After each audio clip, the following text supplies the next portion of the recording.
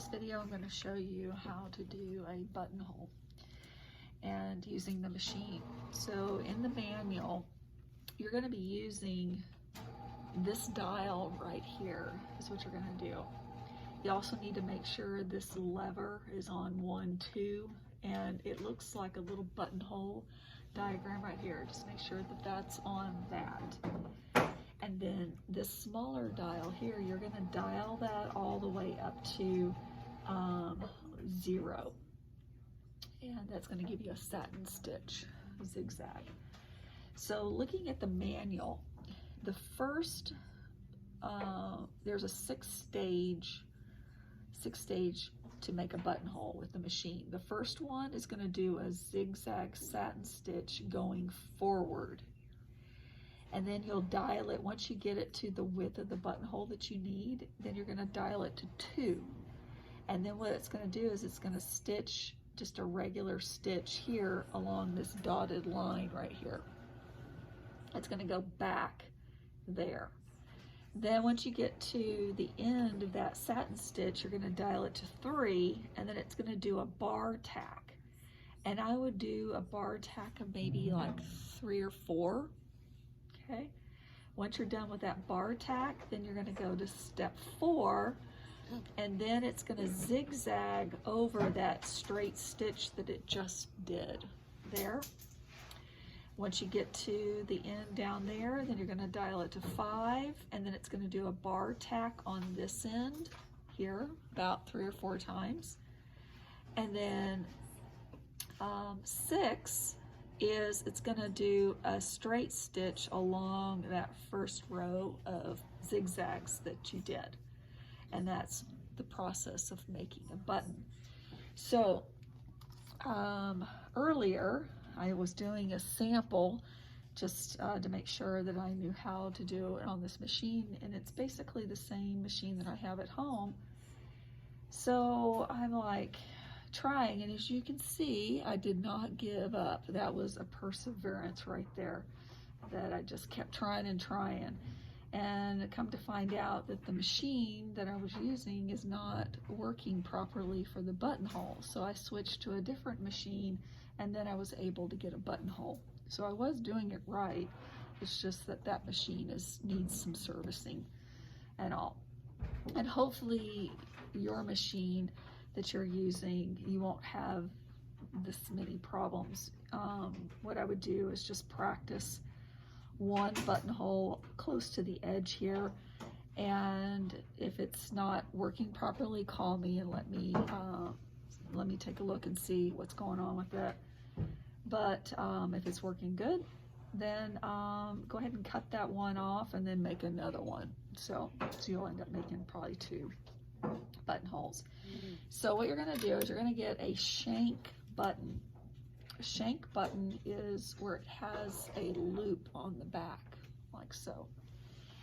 And what you'll do is you're going to put that down on your fabric. Let me find a place where you can see it. Okay, on your fabric, and you're gonna measure off with the invisible, the erasable pen here, and you're gonna measure the width of the button here, and at the top and at the bottom. So I did a line here, and I'm doubling my fabric here. So fold the fabric in half so you're sewing 2 pieces of fabric at the same time. So that's my width of the button. I'm also going to make it just a little bit bigger so I can see it when I'm sewing. Okay. Okay, so I made it kind of big there. So now my dial is on 1, 2, and the little dial is on 0, or like the line like right below 0. Just like right there. And I'm going to put that first line, which is this one here, in that oval of the foot. When I'm talking about the oval is this oval right here. So I'm putting that line inside the oval.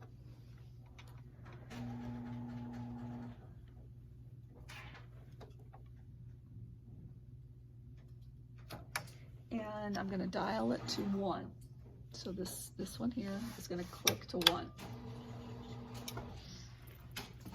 And it's going to start to zigzag. Now you might have to pull it just a little bit. Don't pull too hard. If it looks like it's going to get hung up, it should sew it.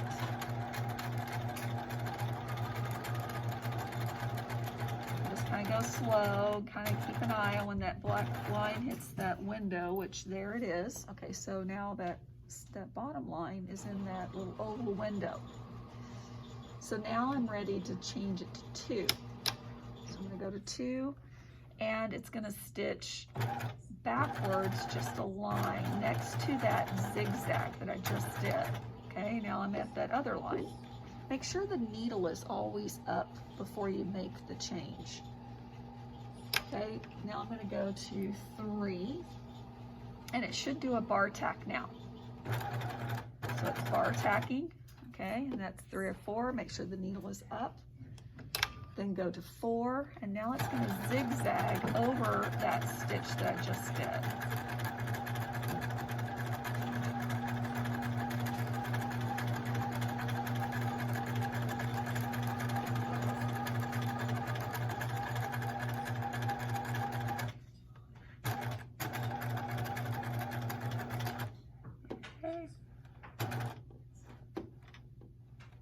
Okay. Now I'm at that other line, so now the needle is up. I'm going to go to 5, and it's going to do the bar tack. Make sure the needle's up, then go to 6, and now it's going to just secure that by stitching along that original stitch. And then you have a buttonhole. So you can clip the threads close here. Much better now. Okay, so now I've got a buttonhole there. Then what you're going to do is you're going to fold it in half. I'm going to try these snips and see if they work. Hopefully they will.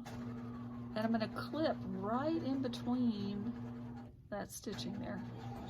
Yep, those snips aren't going to be strong enough. So you're going to have to use your shears. I'm just going to make a little snip in between there, and then I'll open it back up, and then I'll stitch, I'll cut to the bar tack and clip to the bar tack. Try not to clip your stitching, the zigzag stitching of the buttonhole, and then now you've got an opening for your button there. I'll trim those threads a little bit.